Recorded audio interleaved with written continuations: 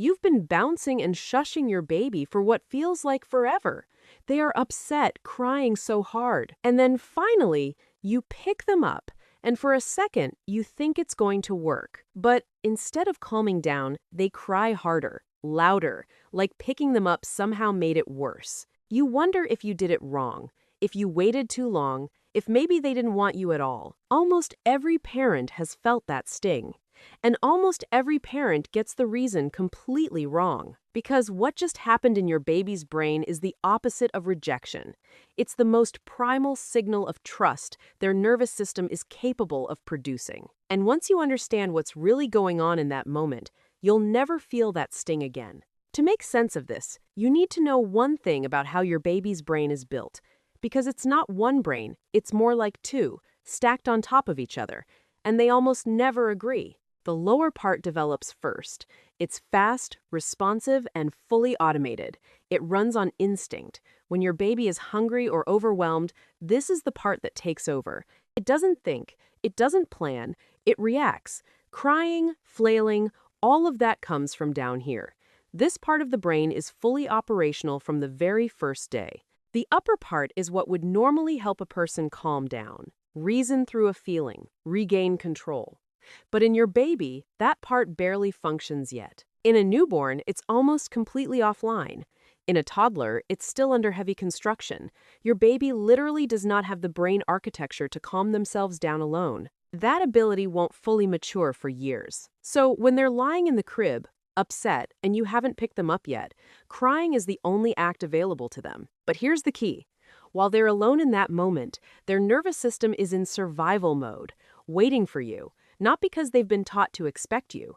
It's deeper than that. Their brain is wired from birth to seek one thing when the world feels like too much. Not food, not warmth, contact with the one person their system recognizes as safe. And this is where the cry gets louder.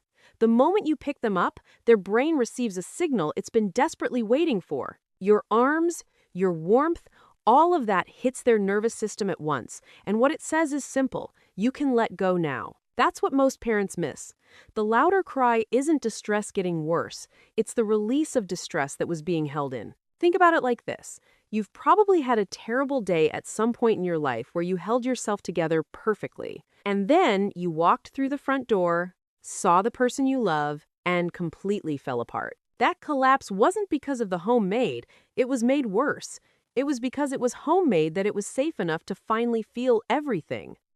That is exactly what's happening when your baby is in your arms. You didn't cause the escalation. You unlocked it. You gave their nervous system the one thing it needed to stop guarding and start releasing. Researchers who study infant attachment observe this. When a baby has a secure bond with their caregiver, their nervous system learns a rule early on. This person is where I can stop surviving and start feeling. And that's a big difference. Surviving a feeling and actually processing it are two completely separate things inside a baby's brain. When your baby is lying alone, their brain is in a kind of lockdown. The stress hormones are flooding, but the emotional processing hasn't even started. It can't. Not without help. Not at this age. Your arms are what begin the processing. Physical contact sends a cascade of signals through their nervous system that the brain can't generate on its own yet. Those signals lower the stress chemicals and slowly bring the upper parts of the brain back into play. You're not just comforting them, you're literally helping their brain shift from reacting to recovering. Every time you hold them through a hard moment, you're building a circuit inside their brain, training their nervous system to regulate faster, recover sooner, and trust that relief is on its way. This is why the babies who are picked up more don't end up more dependent. They end up more resilient. The research on this is remarkably detailed. Babies whose cries are met consistently, whose distress is co-regulated by a present caregiver, develop stronger emotional balance as they grow. Their brains get better at managing difficult feelings because they've had hundreds, thousands of experiences that taught them the same lesson. When it gets hard, help comes. And that lesson becomes part of how their brain operates. But here's where it gets even more interesting. This co-regulation doesn't just happen through holding. It happens through your face. Your baby is watching you more carefully than you realize, even in the middle of a meltdown, especially in the middle of a meltdown. Their brain has a system that comes online very early. one that mirrors the emotional state of the person closest to them. Scientists believe this system may be the earliest root of human empathy. It means your baby isn't just looking at your expression, they're absorbing it. Their internal state shifts to match whatever they see on your face, automatically, without any conscious effort on their part. When you pick them up and your face is tense, your breath is shallow, their system reads all of that. Not consciously, not as a thought, but as a signal from the most important person in their world. And that signal says, even the safe person is stressed, which means the threat might still be real. So their crying continues because their brain hasn't received the all clear yet. But when you pick them up and you're calm, even if you're exhausted, even if you're faking it a little, their brain reads that too. It reads the slower breath, the softer eyes, and it begins to match you, not instantly, but gradually. This is why tone matters more than words in those early months. Your baby doesn't understand what you're saying. They won't for a long time, but they absorb how you feel while you're saying it. Your voice isn't delivering information, it's delivering a state, a rhythm, a nervous system update that their brain takes in and tries to follow like a guide. Let's go back to that moment, the one where you picked them up and the crying got worse. Now you know what's actually happening beneath the surface. Your baby didn't reject your comfort. They dove into it. The escalation was the sound of a nervous system that finally had permission to let go of everything it had been holding. And here's the part that might stay with you long after this video ends. That moment, the one that felt like failure, was actually the strongest proof of your bond. Because your baby didn't let go of anyone else in the room. They didn't relax in their own crib. They didn't release that tension alone. They held it all in until you arrived. You were the signal, the one presence in their entire world that tells the lower brain to stop guarding and let the upper brain come back online. That's not a small thing. That is the foundation of how they'll handle difficulty for years and years to come. Every hard emotion they face in the future will echo back to these early moments with you. And it gets even more layered as they grow. Around 7 or 8 months, babies start storing emotional memories, not as stories they can recall, but as patterns. If the pattern is, I was scared, and then I was held, and then I was okay, their brain starts to generalize that. It becomes a standard, an expectation that gets carried forward into everything they do. That standard follows them everywhere, into toddlerhood, into the classroom, into friendships, into the way they handle frustration and fear for years after they leave your arms.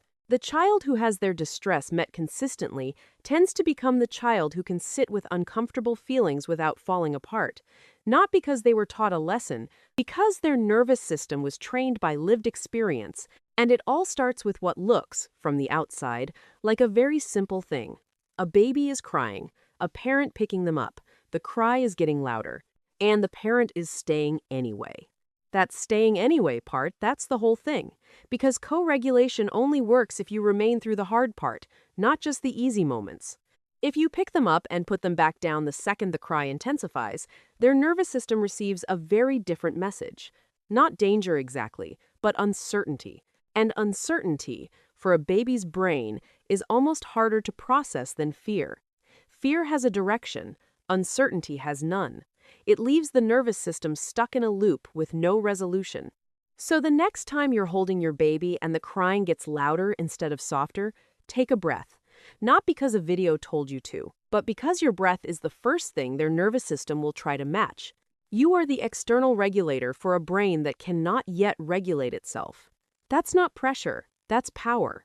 And you already have it. You've had it since the first time they heard your voice. There's a reason this moment feels so heavy when you're living it. It's because it genuinely is. You're not just soothing a cry. You're laying down the emotional wiring that will carry this person through their entire life. Every single time you hold them, you're telling their brain without a single word that feelings are survivable, that comfort exists, that they are not alone in what they're going through. And your baby already knows this. That's why they cried harder when you picked them up.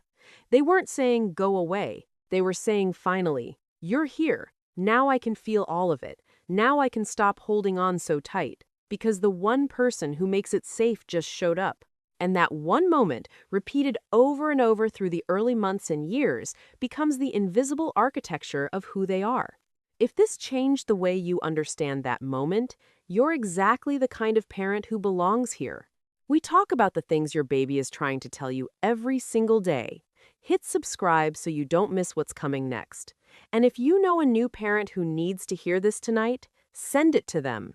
One shift in perspective can reshape the way you hold your baby, the way you read their cries, and the way they learn to hold themselves.